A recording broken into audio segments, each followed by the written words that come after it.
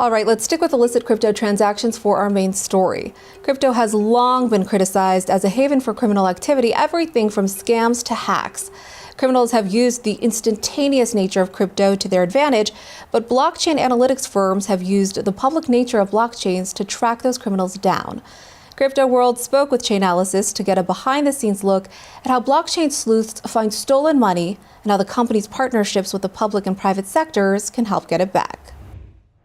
Criminals racked up billions of dollars worth of crypto tokens in 2023, $24.2 billion and growing as more illicit funds are tracked down. These criminals might prefer crypto for its speedy transfers and perceived anonymity, but every transaction on the blockchain is logged forever, and that means analytics firms like Chainalysis can follow the digital trail. The only reason why there's so much attention on crypto crime is because we're able to put all of these numbers consistently out into the world and talk about it with such transparency that it kind of puts a magnifying glass on it. The company collects data across the crypto space and breaks it down by crime categories like scams, terrorism financing, and darknet market activity. The data is then shared in an annual crime report along with trends from the past year. The 2024 issue reported that while overall crypto crime was down last year, there was a rise in ransomware and darknet market activity. CNBC took a behind-the-scenes look at how Chainalysis tracks down criminal activity on the blockchain.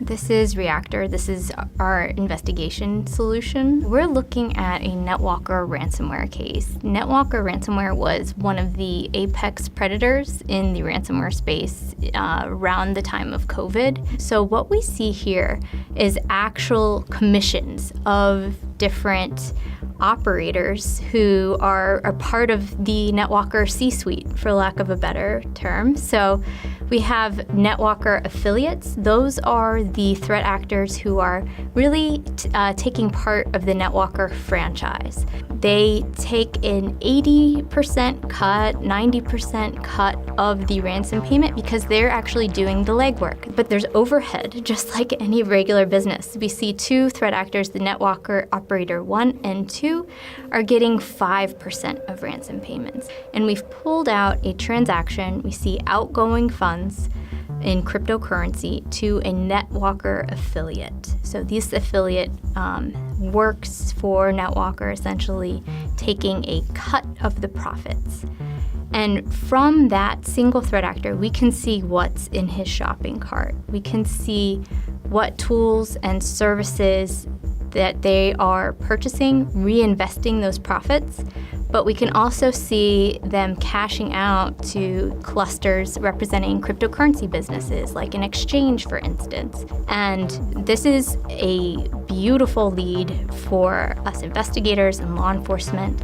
Tracing funds down to an exchange can be key to an investigation, as the exchanges may have the information needed to identify criminals.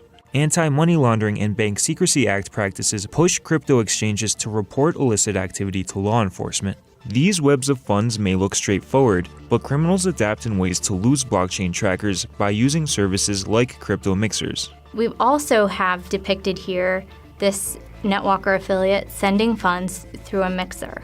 There are capabilities at Chainalysis to be able to demix certain mixers, so it's not necessarily foolproof. The U.S. government has sought to combat money laundering through crypto mixers. In a May hearing, Democrat Representative Sean Casten of Illinois put forward a bill he said will clamp down on mixers. Myself and Mr. Sherman, Mr. Foster, and Mr. Cleaver are introducing a bill this week specifically to clamp down on mixers and to say that until we've studied and have a good audit trail, the presumption should be that these are money laundering channels. Let's go through, get that cleaned up and fixed it, and hope to get it back. It's important to note the share of illicit activity against total crypto transaction volume, which the most recent crime report measures at 0.34%.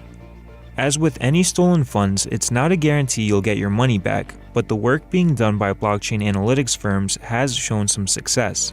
In 2021, the Colonial Pipeline, a major energy distributor in the US, was brought to a standstill when hackers accessed the company's infrastructure and demanded 75 Bitcoin, which Colonial paid. Law enforcement leveraged Chainalysis solutions in order to trace the ransom payment, and they were actually able to seize a sizable portion of that ransom payment. And Chainalysis continues to work with both the public and private sector in the hopes of making it easier to hunt down stolen and other illicit funds.